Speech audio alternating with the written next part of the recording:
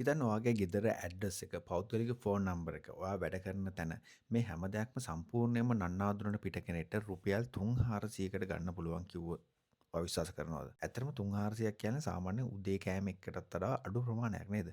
ඔව්. ඇත්තටම මේ වැඩේ වෙන්න පුළුවන්. අ මේක විහිළුවක් නෙමෙයි. මේක තමයි අද ලෝකයේ ඇත්තම තත්ත්වය.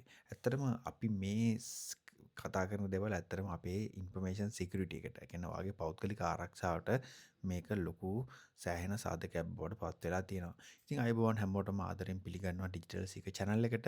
අද මම කතා කරන්න යන්නේ ගොඩක් දෙනෙක් ලොකුවටම අවධානයක් නොදෙන ඒත් අපේ පෞද්ගලික ආරක්ෂාවට ලොකු තර්ජනයක් වෙලා තියෙන data brokersලා ගැන. මුලින්ම බලමු කවුද මේ data brokers කියන්නේ කියලා. සරලවම කිව්වොත් මෙයාලා කරන්නේ ඔයාගේ personal information හොයලා ඒවා එකතු කරලා arrange කරලා වෙනත් සමාගම් වලට හෝ ඕනෑම කෙනෙක්ට විකුණන එක. මේක multi billion dollar industry එකක්. මේ ව්‍යාපාර ඇතුලේ ඔයා පාරිභෝගිකයෙක් නෙමෙයි, ඔයා තමයි ඔවුන්ගේ product එක. ඉතින් මෙයාලා මේ විස්තර ගන්නෙ කොහොමද කියලා අපි ඊළඟට බලමු. ඉතින් මේකේ විශේෂම දේ තමයි මෙයාලා අපේ public records වලින් තමයි data collect කරගන්නේ. ඒ කියන්නේ අපේ water bill, electricity bill, උසාවි වාර්තා, දේපල සම්බන්ධ විස්තර මේ වගේ publicly available data තමයි මෙයාලා collect කරගෙන මෙයාලගේ information හදාගන්නේ. ඊළඟම මූලිකම දේ තමයි මෙයාලා මූලිකම සෝස් එක තමයි ඔන්ලයින් ඇක්ටිවිටීස්. ඔයා සර්ච් එන්ජින් වල හොයන දේවල් සහ ඔයා අන්තර්ජාලයේ කරන මිලදී ගැනීම වගේ දේවල් මෙයාලා මොනිටර් කරන් ඉඳලා මෙයාලා මේ වගේම ඔයා සම්බන්ධව data collect කරනවා. ඊළඟ තමයි social media සහ apps. ඔයා Facebook, Instagram දාන දේවල් වලින් ඔයාගේ ෆෝන් එකේ තියෙන app හරහා මෙයා දත්ත හොරකම් කරනවා. ඉතින් ඉස්සර නම් කෙනෙක්ගේ විස්තර හොයාගන්න අපිට රජ ඔෆිස් එකකට ගිහිල්ලා ලොකු වෙහෙසක් වෙන්න ඕනේ. ඒ දැන් ඕනම කෙනෙක්ට ඉන්ටර්නෙට් එකෙන් සර්ච් කරලා තප්පර ගානකින් ඔයාගේ මුළු ජීවිතේම ප්‍රොෆයිල් එක විදිහට හදාගැනීමේ හැකියාව දැන් තාක්ෂණයත් එක්ක හම්බ වෙලා තියෙනවා. ඉතින් මේකේ තියෙන භයානකම පැත්ත තමයි මේ තොරතුරු වැරදි අයට ගියොත් එහෙම එක වීඩියෝ වල හදන්න පුළුවන් කෙනෙක් ඔයා ගැන වැරදි මතවාදයක් හදන්න පුළුවන්, ඔයාව ලූ බඳින්න පුළුවන්, ඔයාව බ්ලැක්මේල් කරනවා කියන්නේ අපි. ඉතින් මේ ඒ වගේ දේවල් වලට මේ දත්ත පාවිච්චි කරන්න පුළුවන්. ඉතින් ඇමරිකාවේ වුණත් මේ වගේ දත්ත පාවිච්චි කරලා මිනිමැරුම් පවා සිද්ධ වෙලා තියෙනවා.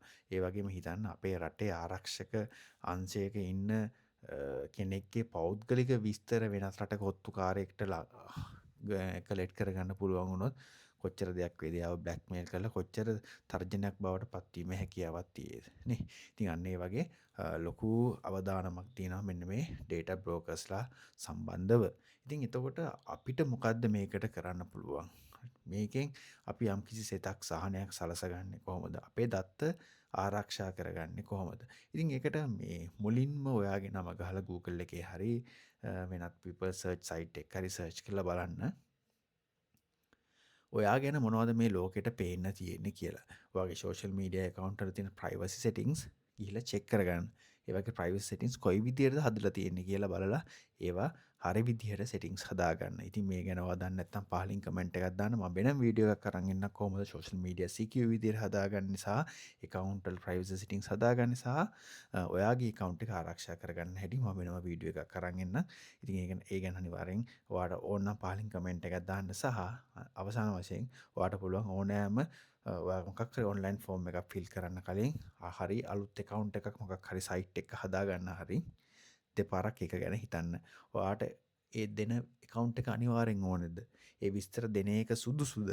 මේ වගේ සේවාවකට ඒ වගේ විස්තරයක් දෙන එක වටිනවද කියන එක අනිවාර්යෙන් ඔයා කීප පාරක් හිතලා බලලා ඔයාගේ දත්ත ඇතුළත් කරන්න. ඉතින් අවසාන වශයෙන් අපිට මේකෙන් ගන්න තියෙන්නේ මේ වගේ තාක්ෂණික දේවල් ගැන දැනුවත් වෙලා ඉන්න එක අද කාලේ හැමෝටම ගොඩක් වැදගත්. මේ දත්ත විකුණන එක නතර කරන්න අපිට තනිවම බැරි වුණත් අපේ තොරතුරු ආම වශයෙන් අන්තර්ජාලයට නිරාවරණය වෙන එක පාලනය කරන්න අපිට හැකියාවක් තියෙනවා. ඉතින් මේ වීඩියෝ එකෙන් ඔයාලට වටිනවා කියලා හිතුනොත් අනිවාර්යෙන් ලයික් එකක් දාන්න, ඔයාගේ යාළුවොත් එක්ක ෂෙයා කරන්න. මේ වගේ තවත් තාක්ෂණික වීඩියෝ බලන්න කැමති නම් ඩිජිටල් සීක channel එක subscribe කරන්න අමතක කරන්න එපා. ඔයාලට මේ ගැන තියෙන අදහස් පහලින් comment එකක් දාන්න. ඉතින් හැමෝම පරිස්සමෙන් ඉන්න. ඊළඟ වීඩියෝ එකකින් අපි ඉක්මනින් හම්බ වෙමු. ස්තුතියි.